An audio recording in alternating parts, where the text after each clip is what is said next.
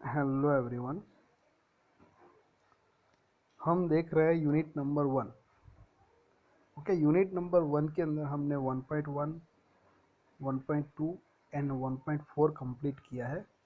अब 1.3 भी हमने देखा है, मैग्नेटिक सर्किट, ચુંબકીય પરિપથ અને એને સંબંધિત જે વ્યાખ્યાઓ છે, મેગ્નેટિક ફ્લક્સ કોને કહેવાય, reluctance, magnetic field strength, magnetic field density, MMF, જે ઇમ્પોર્ટન્ટ જે છે વ્યાખ્યાઓ એ આપણે જોઈ હતી, બરાબર છે, અને એ આવશે જ એક્ઝામમાં. આ 1.3ની અંદર આજે આપણે જોઈશું જે લાસ્ટ ટોપિક છે, most important topic, hysteresis loop. આ ક્વેશ્ચન એક એવો છે કે 2 માર્કમાં પણ આવે, 3 માર્કમાં પણ આવે, 4 માર્કમાં પણ આવી શકે છે, બરાબર છે. સો આજે આપણે જોઈશું હિસ્ટેરિસિસ લૂપ, બરાબર, અને એની ઉપયોગિતા, ખ્યાલ આવી ગયો, એનું ઇમ્પોર્ટન્સ શું છે તે. सो ये मैग्नेटिक सर्किट हमने देखी थी, magnetomotive force MMF, magnetic field strength. देखो आज मैं क्यों बता रहा हूँ, क्योंकि ये जो है मैग्नेटिक फील्ड स्ट्रेंथ, इनको हम डिनोटेट करते हैं कैपिटल एच से, और उसका क्या है equation, MMF per unit length. तो एमएमएफ मीन्स एम्पियर, क्या होता है, आई एन बाई एल. ये इक्वेशन यूज़ होगा, इसीलिए मैं आपको बता रहा हूँ. तो ये एच है, याद रखना है. और दूसरी थिंग मैं आपको बताऊंगा, ये फ्लक्स डेंसिटी. फ्लक्स डेंसिटी को कैसे हम डिनोटेट करते हैं, શેનાથી દર્શાવવામાં બી, અને એની વ્યાખ્યા શું હતી, flux per unit cross section area. Flux means phi, area means A. તો આ બે જે ઇક્વેશન છે આપણે આજે યુઝ કરીશું, બરાબર. તો જુઓ, આ હિસ્ટેરિસિસનું જે છે એ અહીંથી સ્ટાર્ટ થાય છે, मैग्नेटाइजेशन कर्व. अब मैग्नेटाइजेशन कर्व किसको बोलते हैं? सो कर्व मीन्स हम ग्राफ ड्रॉ करते हैं, ये X axis and Y axis. So X axis पे हम क्या लेंगे, एच, मैग्नेटिक फील्ड स्ट्रेंथ या इंटेंसिटी. ओके, और वाई एक्सिस पर क्या लेंगे हम, B, means magnetic field density, flux density. तो ये दोनों के बीच में जो कर्व आएगा उसको हम बोलते हैं मैग्नेटाइजेशन कर्व.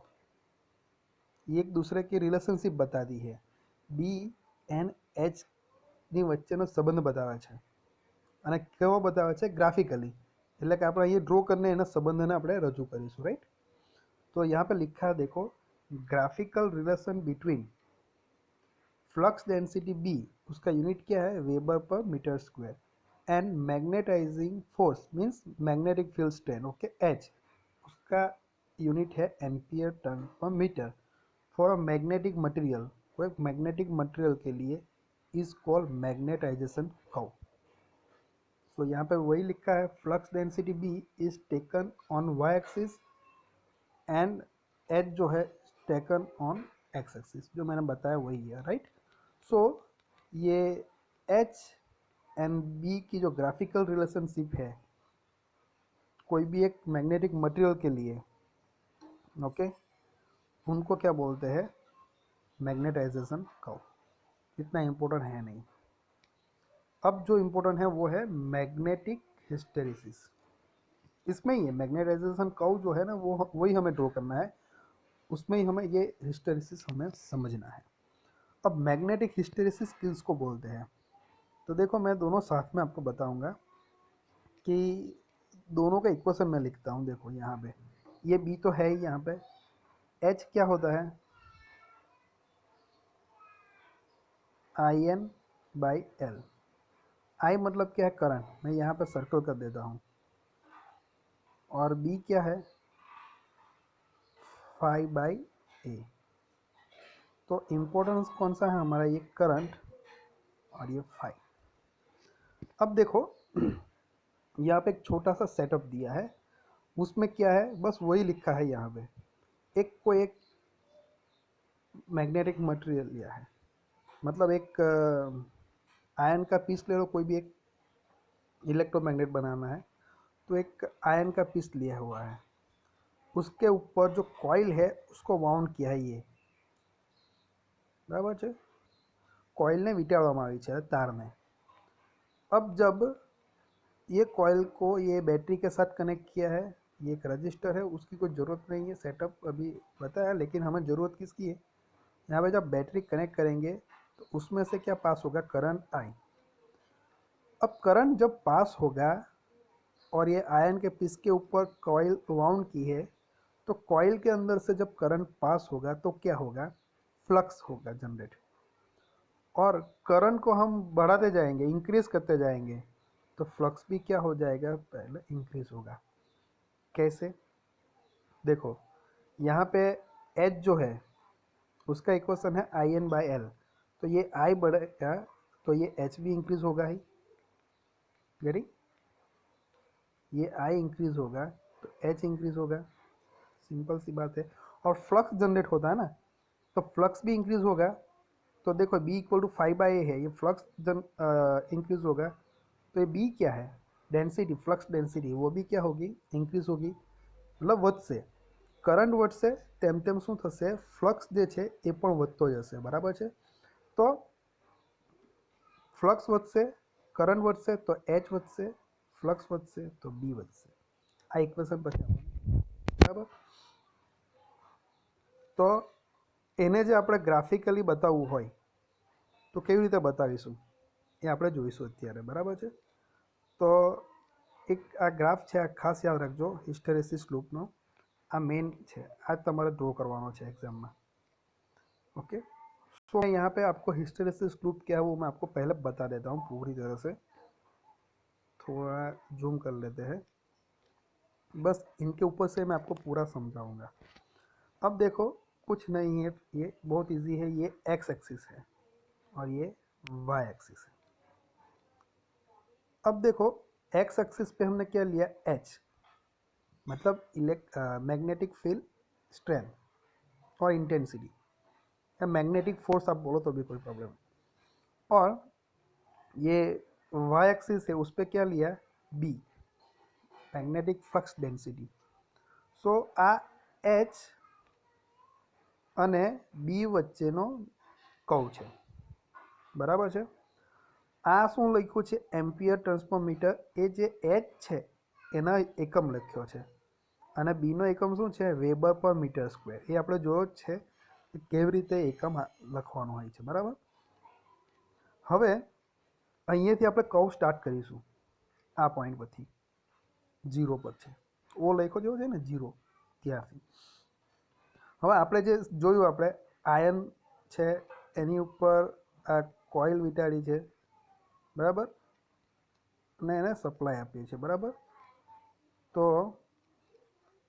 કરંટ જ્યારે એમાંથી પાસ થશે તો ફ્લક્સ જનરેટ થશે, અને બી અને એચ બંને કેવા થશે, વધશે, આપણે જોયું। તો જુઓ જેવો કરંટ વધશે ને એવી રીતે આ જો આ એચ બતાવે છે અને આ બી, તો ફ્લક્સ પણ કેવો થતો જશે, વધતો જશે। જો આ ફ્લક્સ વધે છે આ રીતે, પોઈન્ટ એ પર આવ્યા, કરંટની સાથે સાથે ફ્લક્સ કેવો થતો ગયો, વધતો गयो, बराबर है, गेटिंग। सो पहले करंट इंक्रीज हुआ तो हमारा फ्लक्स भी इंक्रीज हुआ, फ्लक्स इंक्रीज होता है तो बी एन एच दोनों इंक्रीज होते हैं। तो देखो करंट के साथ साथ ये जो कर्व है किसका है, फ्लक्स का, वो क्या होता गया, इंक्रीज होता गया। अब मेन चीज़ है, अब ये पॉइंट पे आ गए, अब क्या करते हैं हम, करंट को डिक्रीज करते हैं, मतलब डिक्रीज करते हैं मतलब धीरे धीरे उनको क्या करते हैं, कम करते जाते हैं, बराबर है। करंटने હવે આપણે શું કરીશું, ઘટાડીશું અને ક્યાં લઈ આવીશું, એને 0 પર। તો આપણો જે ફ્લક્સ છે, કરંટ 0થી વધતો ગયો તો ફ્લક્સ આપણો 0થી એ પર પહોંચી ગયો, તો કરંટને આપણે એ પરથી 0 પર લઈ આવીએ, ઓ પર, તો આપણો ફ્લક્સ પણ 0 પર આવવો જોઈએ ને, પણ એ ફ્લક્સ છે ને એ 0 પર આવશે નહીં, એ કરંટને પાછળ પાછળ જશે, मतलब અહીંયા સુધી આવી જશે। એટલે કે એને શું કહેવાય છે, કે ફ્લક્સ જે છે એ કરંટને શું કરે છે, લેગ કરે છે, કરંટની પાછળ રહી જાય છે। કરંટ જ્યારે 0 પર આપણે વધાર્યો એને, તો ફ્લક્સ 0 પરથી એ પર ગયો, 0થી વધાર્યો ત્યારે કરંટને, પણ કરંટને આપણે પાછા ઝીરો પર લઈ આવ્યા છે તો એ પાછો ફ્લક્સ ઝીરો પર આવવો જોઈએ ને, તો એ નથી આવતો. પણ એ શું કરે છે, કરંટને લેગ કરે છે અને ધીરે ધીરે ધીરે ઘટે છે અને ઝીરો નથી થતો. કરંટ ઝીરો થઈ જશે પણ જે આપણો જે ફ્લક્સ છે એ ઝીરો થતો નથી, અહીંયા આવીને અટકી જાય છે. બરાબર. તો આજે બાકી રહી ગયું ને આટલો ફ્લક્સ, એને શું કહેવાય છે, રેસિડ્યુઅલ ફ્લક્સ. એને દર્શાવવામાં આવે છે બી અને રેસિડ્યુઅલનો આર. અહીંયા હું નથી બતાવ્યું ફિગરમાં, પણ હું તમને કહું છું. બરાબર છે. બી આર મતલબ શું છે, રેસિડ્યુઅલ ફ્લક્સ. રેસિડ્યુઅલ મતલબ જે બાકી રહી ગયું હોય તે. બરાબર છે. તો એ જે બાકી રહી ગયો એને શું કહેવાય છે, રેસિડ્યુઅલ ફ્લક્સ. ઓકે, આ જે દેખાય છે ને આટલો ફ્લક્સ બાકી રહી ગયો, અહીંયાથી વધી ગયો, હવે ઝીરો થવો જોઈએ એની જગ્યાએ ઝીરો નથી થતો પણ આટલે આવી ગયો છે, તો આટલો ફ્લક્સ બાકી રહ્યો એને શું કહેવાય છે, બીઆર, રેસિડ્યુઅલ ફ્લક્સ, એટલે બાકી રહી ગયેલો ફ્લક્સ. બરાબર. તો એ ફ્લક્સને હવે ઝીરો કરવો છે, તો આ જે ફોર્સ છે આ એચ, બરાબર, એ ફોર્સ અહીંયા લાગશે વિરુદ્ધ દિશામાં અને એને ઝીરો કરી દેશે. તો એ ઝીરો કરવા માટે જે ફોર્સ લાગે આયરો અહીંયા, એને શું કહેવાય છે, કોર્સિવ ફોર્સ. એને આપણે શાનાથી દર્શાવવામાં આવશે, HC. અહીંયા નથી બતાવ્યું. બરાબર છે. કોર્સિવ ફોર્સ કહેવાય છે એને. ખ્યાલ આવી ગયો? નામ યાદ રહે તો રાખજો, નહીં તો વાંધો નહીં. ખ્યાલ આવી ગયો? તો આ જે છે એને શું કહેવાય છે, HC. એ કે electric field magnetic field strength છે, એક ફોર્સ છે મેગ્નેટિક. તો એને આપણે કોર્સિવ ફોર્સ એટલે આપણે જબરજસ્તીથી આ ફ્લક્સને ફોર્સ આપીને એને ઝીરો કરીએ છીએ, જે બાકી રહી ગયું હતી. તો જે બાકી રહી ગયેલો ફ્લક્સને શું કહેવાય, બીઆર, રેસિડ્યુઅલ ફ્લક્સ. ओके, सो આ બે टर्म नहीं बताई, मैं तुमने समझाई है.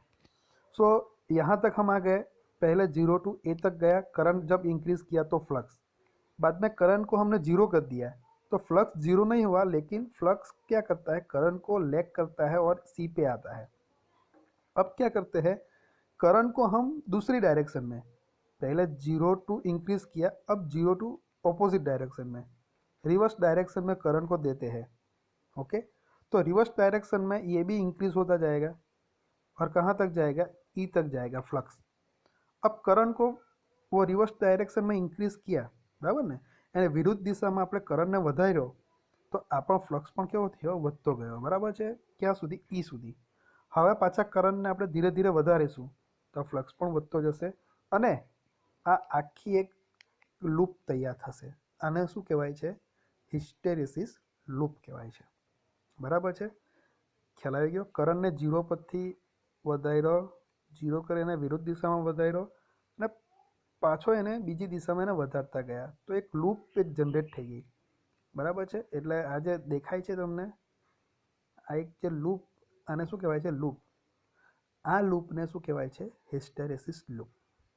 બરાબર છે. બસ આ મેઇન છે. જો આજે આખું જે અહીંયા લખ્યું છે, આ મેં તમને કીધું ને શું ઇન્ક્રીઝ થાય છે, શું ડિક્રીઝ થાય છે, બસ આ જ લખ્યું છે. સો તમારે પણ શું કરવાનું, આ એકવાર વાંચવાનું શું કહેવા માંગે છે, પછી તમને જેટલું યાદ રહે એટલું તમારે તમારા શબ્દોમાં આ ફિગર ડ્રો કરવાની અને ફિગર પરથી જ લખવાનું. આ ફિગર ઇમ્પોર્ટન્ટ છે. બરાબર છે. ખ્યાલ આવી ગયો? અને એ ફિગરમાં કરંટ વધારીએ ઘટાડીએ એ ક્યાંથી બતાવીશું, તે આ ફિગરમાંથી બતાવવાનું. સો બુકમાં કેવી રીતે આપ્યું છે, દેખ, આ મેગ્નેટિક હિસ્ટેરિસિસ આ આપ્યું છે, પછી આપ્યું છે હિસ્ટેરિસિસ લૂપ, તેની અંદર તમને આ બતાવ્યું છે. તો મેં એમ કહું છું કે આખું એકમાં જ તમારે સામેલ કરી દેવાનું, કે અહીંયા જે વસ્તુ લખી છે ને એ પણ ત્યાં લખી જ છે. બરાબર. તો મેગ્નેટિક હિસ્ટેરિસિસ આવે કે હિસ્ટેરિસિસ લૂપ આવે, એક જ છે બધું. બરાબર.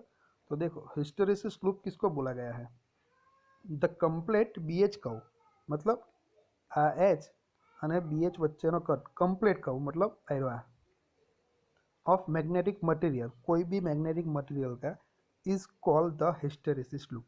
सिंपल इसको बोलते हैं हिस्टेरेसिस लूप. वो कैसे आई वो भी मैंने आपको बताया. गेटिंग? तो कोई भी मैग्नेटिक हिस्टेरिसिस समझाओ ऐसा है या हिस्टेरिसिस लूप आए तो आपको ये फिगर ड्रॉ करनी है. ये फिगर में से सिर्फ इंट्रोडक्शन देना है कि जो एक आयन का पीस है उसके ऊपर एक कॉइल को वाउंड किया है, उसमें से जब करंट पास होगा तो फ्लक्स जनरेट होगा. अब करंट को बढ़ाएंगे तो फ्लक्स भी बढ़ेगा, सिंपल, राइट। और वो बताया है पाथ, यहाँ पे लिखा है देखो, कर्व ओ ए, तो यहाँ पे बताया है, देखो ये फ्लक्स करंट बढ़ेगा तो फ्लक्स बढ़ेगा, तो ये ओ ए आ गया, ये ओ और ये पाथ। अब करंट को डिक्रीज करेंगे तो फ्लक्स डिक्रीज होगा, लेकिन करंट जितना नहीं, करंट जीरो हो जाएगा तो फ्लक्स जीरो नहीं होगा, लेकिन वो करंट के पीछे पीछे चलेगा। That means flux lags the current and C तक आएगा। तो करंट जीरो होगा तो पाथ कहाँ तक आएगा, सी तक आएगा। तो थोड़ा बहुत फ्लक्स बचेगा, उसको बोलते हैं रेसिडुअल फ्लक्स। और उसको जीरो करने के लिए जो भी फोर्स हम ज़बरदस्ती देंगे उसको बोलते हैं ये कोर्सिव फोर्स। बाद में करंट को हम और एक डायरेक्शन में, मतलब रिवर्स डायरेक्शन में हम इंक्रीज करेंगे, तो फ्लक्स भी रिवर्स डायरेक्शन में इंक्रीज होगा, नेगेटिव साइड पे। वहाँ से हम करंट को फिर से अभी दूसरी डायरेक्शन में लेके जाएंगे, तो वो भी बढ़ता बढ़ता ये पूरा एक लूप कंप्लीट हो जाएगा, तो उसको बोलते हैं हिस्टेरिसिस लूप। अब ये एक इम्पोर्टेंट क्वेश्चन था, और एक दूसरा क्वेश्चन अभी इसके बेस पे है, वो है ये, यहाँ इसके नीचे जो दिखाई देता है वो, कि इम्पोर्टन्स ऑफ हिस्टेरिसिस लूप, ये કે હિસ્ટેરિસિસ લૂપનું જે ઇમ્પોર્ટન્ટ છે એ શું છે? તો એ હિસ્ટેરિસિસ લૂપ શું બતાવે છે? એકચ્યુઅલી હિસ્ટેરિસિસ લૂપ બતાવે છે એનર્જી લોસ પર સાયકલ. આજે એનો જે શેપ જે છે તમને દેખાય છે, આ લૂપ, એ શું બતાવશે કે એક સાયકલ પર, મતલબ એક આવર્તકાળમાં કેટલી એનર્જીનો લોસ થાય છે. હવે એનર્જીનો લોસ થાય તો આપણને પોસાય ના પોસાય, બરાબર છે. જેમ બને તેમ એનર્જી લોસ ઓછી થવી જોઈએ, બરાબર છે. એટલે હિસ્ટેરિસિસ લૂપનું ઇમ્પોર્ટન્ટ શું છે કે એ લૂપ શું બતાવે છે કે એનર્જી લોસ પર સાયકલ, એક આવર્તકાળમાં તમારી કેટલી એનર્જી લોસ થાય છે એ બતાવે છે, બરાબર. એટલે એનો મતલબ શું થયો, જેટલી લૂપ મોટી પહોળી આ રીતના, તેમ લોસ વધારે. જેટલી લૂપ આ રીતના સાંકડી હશે તેટલો લોસ ઓછો. તો કોઈ ઇલેક્ટ્રિકલ મશીન હોય, સ્પેશિયલી એવા કે અલ્ટરનેટિંગ કરંટ મશીન હોય, તો તેની અંદર જે છે આ મેગ્નેટિક જે એરિયો હોય, આ લૂપનો હિસ્ટેરિસિસ લૂપ જે હોય એ કોની હોય, કોઈ બી મેગ્નેટિક મટીરિયલની. તો એની અંદર જે મેગ્નેટિક મટીરિયલ યુઝ થતું હોય એની આ જે લૂપ છે એનો એરિયા, મીન્સ એનું ક્ષેત્રફળ કેવું હોવું જોઈએ, ઓછું હોવું જોઈએ. જેટલું ક્ષેત્રફળ વધારે એના મોટું હોય એરિયા, તેટલો લોસ વધારે. જેટલું ક્ષેત્રફળ નાનું, એરિયા નાનો, એટલો લોસ ઓછો, બરાબર છે. તો એવા કેસમાં કેવું હોવું જોઈએ, ઓછું હોવું જોઈએ, કે જેથી આપણો લોસ ઓછો થાય. હવે આપણને એક એક્ઝામ્પલ આપ્યો છે એનું લૂપનું समझावा માટે. 3 एग्जाम्पल है, देखो ये 1 2 एंड 3, ये सभी अलग अलग स्टील के लिए है, मैग्नेटिक मटेरियल के लिए है. अभी ये जो है वो हार्ड स्टील के लिए है. हार्ड स्टील जो है वो परमानेंट मैग्नेट बनाने के लिए यूज़ होता है. तो उसके अंदर क्या होता है एक्चुअली, ये जो मैंने बताया ना यहाँ पे रेसिड्यूअल बी आर एंड यहाँ पे कोर्सिव फोर्स एच सी, वो दोनों क्या होता है, ज़्यादा होता है, ओके, बड़ा होता है. तो वो बड़ा होता है, दैट मीन्स कि ये जो आपकी लूप है वो क्या हो जाएगी, बड़ी हो जाएगी. इसका मतलब क्या हो जाएगा, ये लूप का जो एरिया है, मतलब લૂપનું જે ક્ષેત્રફળ છે એ કેવું રહેશે, મોટું રહેશે, જેથી લોસ કેવો થશે, વધારે થશે. આ જે એક્ઝામ્પલ છે આપ્યો એક કાસ્ટ સ્ટીલનો છે, બરાબર. એક મેગ્નેટિક મટીરિયલ છે, કાસ્ટ સ્ટીલનો છે. તો એની અંદર જુઓ, આ ફર્સ્ટ ફિગર જોઈએ આપણી, उसके कंपेयर में यहाँ पे जो एरिया है, मतलब आ लूपનું જે ક્ષેત્રફળ છે કેવું છે, ઓછું છે. એનો મતલબ શું છે કે આ એ ફિગરના કમ્પેરમાં એને જો આપણે સરખાવીએ તો બીમાં લોસ કેવો થશે, ઓછો થશે, બરાબર. અને આ ટાઈપનું જે કાસ્ટ જે મટીરિયલ છે, કાસ્ટ સ્ટીલ છે, એ શામાં યુઝ થાય છે, ઇલેક્ટ્રોમેગ્નેટ બનાવવા માટે, બરાબર છે. આ પરમેનન્ટ મેગ્નેટ માટે અને આ ઇલેક્ટ્રોમેગ્નેટ. પછી લાસ્ટ જે છે એ શું છે, એલોય સ્ટીલ છે, એલોય શીટ સ્ટીલ છે, બરાબર છે. તો એની અંદર તમે જુઓ ક્ષેત્રફળ ખૂબ જ નાનું છે લૂપનું. જેટલી લૂપનું ક્ષેત્રફળ નાનું, मीन्स जितना लूप का एरिया कम है उतना लॉस क्या होगा, कम होगा. तो यहाँ पे बहुत कम लॉस होगा। तो ऐसा टाइप का जो मटेरियल है वो ट्रांसफॉर्मर या मशीन बनाने के लिए यूज़ होता है। यानी सो जो मैं बोला बस वही यहाँ पे लिखा हुआ है।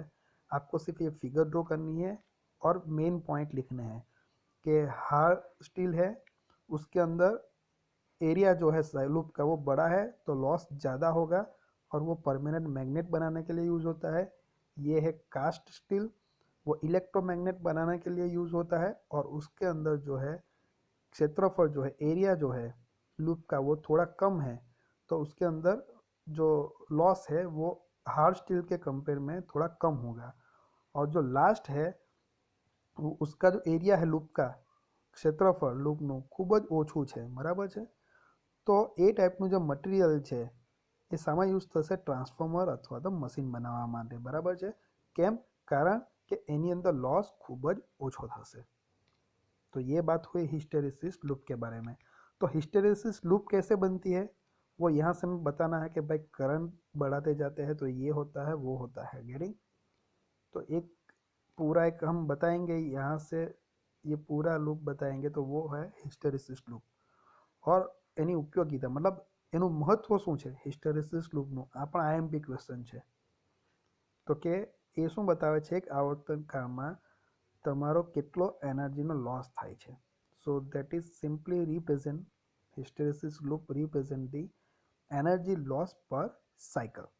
તો જેટલો મોટો એરિયા હશે લૂપનો એટલી એનર્જી લોસ વધારે અને જેટલો ઓછો હશે તેટલો લોસ ઓછો। Okay, so if the area of the loop is more then energy loss is also more. If area of the loop is small less then we can say that energy loss is also less, getting। so ये एक important है, वो आपको अच्छी तरह से ये करना है ये पूरा टॉपिक। ओके, नेक्स्ट वीडियो में हम नेक्स्ट टॉपिक के बारे में एक्सप्लेन करेंगे।